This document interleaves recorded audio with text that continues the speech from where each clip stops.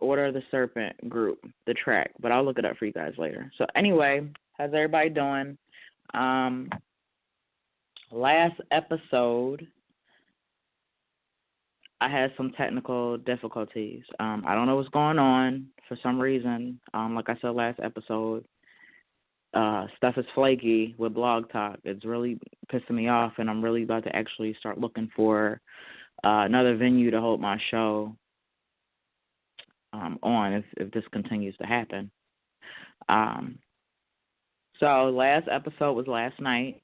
I want to thank everybody and anybody that took the time to listen, whether it was for 30 seconds, a minute, whatever, the whole thing. I feel honored, and I appreciate anybody that wants to take the time out to listen to anything that I have to say. I'm not a scholar, guru, anything like that. I'm just a normal person like everybody else, just trying to spread the information that I find interesting in my life. So, the last episode, I did a blog on servitors, and it was pretty informative. I posted it in several groups, and as I'm saying, it's circulating around. So I'm actually, I appreciate everybody that's taking the time to read that blog. And like I said, I'm just honored, because I'm just a regular person, just trying to get information out there in ways that people can understand, Some people, when they get deep into the occult, they feel it's hard for them to break things down for people that are just starting out, and it's like they're talking over people sometimes, and I can't stand when people do that because it's not right, and everybody started somewhere. We all didn't just start knowing all this information.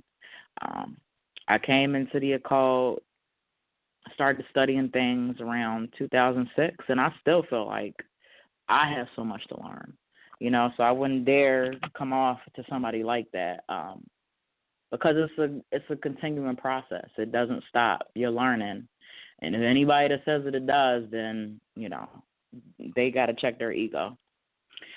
So this episode is about sigils and how to use them. I'll briefly read my introduction real quick into the show. So this episode is discussing what sigils are and how to use them. Sigil creation is a great way to get into chaos magic and a good way to begin your exploration into occult concepts. Sigil is an inscribed, painted symbol considered to have magical powers, and sometimes they are also known as seals. Another definition that I like to use is by Austin Osman Spare from the Book of Pleasures, and its sigils are a means of symbolizing desire and giving it a form that presents thought on that particular desire and allows it free passage to the subconscious. Okay? So, before we even get into what sigils are and how to use them, I gave you a definition, but I just want to take a step back and actually talk about chaos magic, what it is, where it comes from, and go from there. So everything that I'm reading right now, except for certain information, is online. Anybody can Google if you have any, want to check out more things. But I just put up Wikipedia, and I'm just basically going to read here what chaos magic is. So chaos magic, either spelled with a K at the end or with a C, it's a postmodern magical tradition which emphasizes on the pragmatic use of belief systems and the creation of new and unorthodox methods. Okay, so basically the general principles behind it is, although there are a few techniques unique to chaos magic, such as some forms like sigil magic, which we're going to be getting into, chaos magic is often highly individualistic, and it borrows liberally from other belief systems, due to chaos magic having a central belief that belief is a tool. Some common sources of inspiration include such diverse areas as science fiction, scientific theory, traditional ceremonial magic, neo-shamanism, Eastern philosophy, world religions, and individual experimentation. Despite tremendous individual variation, chaos magicians, sometimes called chaotes, often work with chaotic and humorous paradigms, such as the worship of Hundun from Taoism or Eris from Discordianism. And it is common for chaos to believe in whatever god suits their current paradigm and discard it when necessary. Can be agnostic or atheist and sometimes regard magical practice as merely psychological, not paranormal. Some chaos magicians also use psychedelic drugs and practices such as chemognosticism. Okay, according to chaos practitioners, a computer is the central tool for connecting the followers, building virtual knowledge libraries, and it also could be used for the simulation of the online ritual environment. So I'm going to stop here and talk about chaos magic from my personal experience. I favored chaos magic greatly. Like I said, I've been in the occult for a while, been studying since 2006, and I wholeheartedly believe that magic is whatever you make it. So this kind of resonates with me. I would consider myself, among other things, I guess a chaos magician. I also consider myself a sorcerer as well. But I like the fact that you can incorporate anything and everything to get the magic and what you need done achieved. I myself use a lot of different practices. I work with the Hindu goddess Kali. I study Sikhism, Buddhism, Confucianism, shamanism. I don't really dabble into voodoo a little bit. Gnosticism, and ceremonial magic, ritual work, a little bit of spell work. But my main craft is my sigils. I also deal with energy work and aura work as well.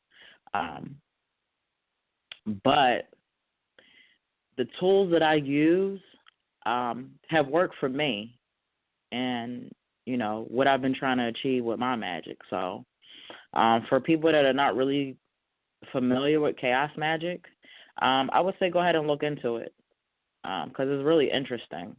And the thing that I also like about chaos magic is sometimes it pisses people off because they're so set on rules and you must do this and, this order states this and, I'm a witch and you can't do that and, who says you can use that spell or that tool? That's not going to work. Me personally, I don't like using other people's spells. Depending on what it is, I may take a look at it, but I'm going to tweak it to my needs and what works for me. So I know a lot of people don't like that, but hey, but I've been reaching out with certain people, that are into chaos magic. Like I met this really awesome chaos witch online. Shout out to Oya the Oracle, and so there are people out there, that use chaos magic and it really works for them. So it's just something to think about. So it goes on to say that the history behind it. Chaos magic was first formulated in West Yorkshire, England in the 70s.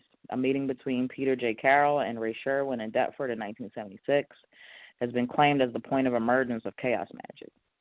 And in 1978, Carroll and Sherwin founded the Illuminates of the Naders, a chaos magic organization. Liber Null, 1978, by Peter J. Carroll, further developed this new experimental perspective on magic.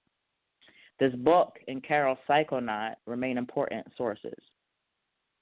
And we're going to get into influences.